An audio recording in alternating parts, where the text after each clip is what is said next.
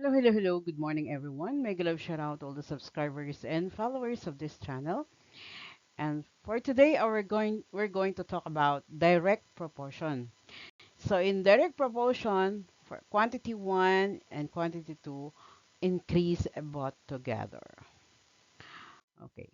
So let's review, analyze and solve its problem. So we have here Christina's score in math test shows a 27 is to 30 ratio.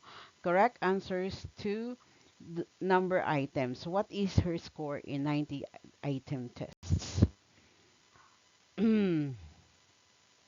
Okay, so if the is in math tests, no, so if up to 30, that is 27 is to 30, and we're looking for um if you get a score, what is the score, no?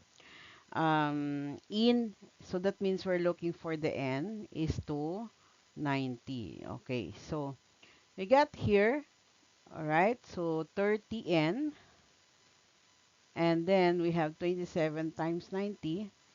We got 90, 27, 0, 7 times 9 is 63, 0, 18. We got 0, 3, 4, 1, 2, 2,430 divided by 30. Okay. So, how much is that? 2,430 divided by 30. Okay. So, for 243, we have 830, I think. So, because sa 100 we got 3, sa 200 we got 6. So, 3, another 3, so 6. That's why. And then we have another 30 and 43. So, let's see 7. 7 times 0 is, then 7 times 3, 21. So, we have 3, 3. Okay. So, for sure, we will get 8. That is 240. So we got 3 and then 0, and then 30. I'll bring down 0, another 3. So we got 30 divided by is 1. So the answer is 81. So 2, 4, 3, 0 divided by 30. Okay. So n is equals to 81. Okay. So that means her score for the 90 items test is 81. Okay, next. Okay, so let's start with this. So Claire served 6 liters of mango juice to 12 guests. How many liters of mango juice will she serve to her 30 guests? So the number of guests increases, hence the number of liters of a mango juice must also be increased. So this kind of proportion, no, so of problem can be solved by direct variation. So how are you going to do that? All right. So we have here 6 to 12, no? So 6 is to 12. Ayos. So 6 is to 12 is equals to, um, so liters of mango. So that is about n over 30. Okay. So 12 times n is 12n. That's equals to, so this one, no? Then 6 times 3 is 18. So that is 180. Divided by 12. Okay. So 18 divided by 12 is 1. So 180 divided by 12. We got 1, 1, 12. We got 6. Okay, 60 divided to 12 is 5. So that means our answer is, okay, our answer, or there are your n now is equals to 15. What does it mean? Right? What does it mean? So it means if she has 30 guests, no, she needs also 15 liters of um, mango juice. Okay, so 15 liters of mango juice. Okay, next, let's proceed. So here is the actually the answer, no? So to solve the problem, follow the steps.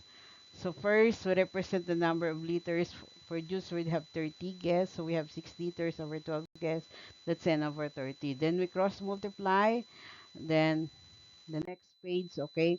So in direct proportion, as one quantity increases, the other quantity also increases. The first term corresponds with the third term, and second term corresponds with the fourth term.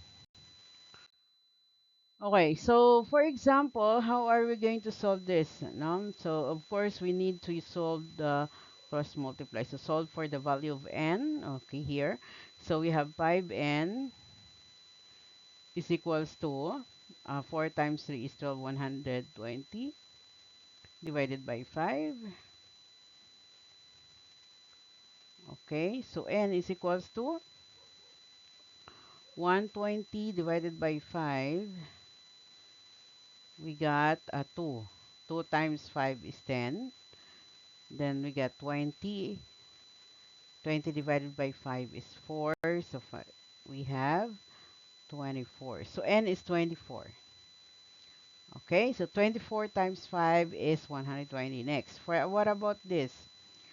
Okay, so we have here 2n is equals to 24 times 3. Okay, so 3 times 4 is 12. Then 6 plus 1, 72. 72, okay, divided by 2. What is n? N is equals to 30. Okay, so 36. 36. Okay, so you may divide. Next, we have here for n. Okay, so 32. 32 times 3, we got 3 times 2 is 6. 3 times 3 is 9. 96. Okay, 96 divided by 4. So n is equals to, we divide it by 4. 4 divided by 9 is 2. 2 times 9, 4 is 8. So we have 1. Then 16 divided by 4 is equals to 4. So n is equals to 24. Get it? Okay, next. So for the difficult round, so for example, 36 players. So we need to find the blank or to complete the proportion. 36, 30. So that means if you are going to write the proportion that is 36, we can use also the fraction, no? So is equals to 48 over n. Okay? So if we are going to use cross multiply, we have 36n or later, no? So we have 48 times 3 is equals to 24. So 8 times 4, 20, 8 times 8, 3 is equals to 24. Bring down 4, carry 2. So 3 times 4 is 12 plus 2 is 14. 144 divided by 36. Okay, so how many 36 are there in 144? 40, no? So 80, 40, we can use 5. Say, multiply natin sa 5 to. We have, what do you think? Or 4. We can use 4. Try natin si 4. Okay, so we have 6 times 4 is 24. 4, 2. 12 times, 4 times is 12 plus 2, 14. So the answer is 4. So that means For 36 players to 3 teams, we have 48 players to 4 teams. That means 12 members for each player. Okay, for example, 125 to 5 boxes. So if you're going to divide this, that's 5, no? So that means, what about in 7 boxes? How many are we going to add? Now, you can use your logic or your just think by thinking. So this one, that means we have 25 here. 25 divided 125, no? So if we are going to divide by 5, 125 divided by 5, that is 25. 2, 10, 25. That's 5. So that means 25. Okay, so we still have 225 because we need 7 boxes. That's 50. 50 plus 125, that is 175. Okay, so you need to have 175 apples to fill in the 7 boxes. 42 set to 7 hours. So 42 divided by 7 is 6. That means if you are going to add 2 6 here, for 9 hours, that is 2 hours span. No? So 42 plus 12, that's about 54. Okay, so I'm just using the the estimation, and of course you need to use the logic also. Think and use the logic. Next. So, if a person can write a word, can type a word in 90 words in 6 minutes, how about in 4 minutes? So, 90 divided by 6. Okay, so we got 1, 6, 30 divided by 6 is 5, 15.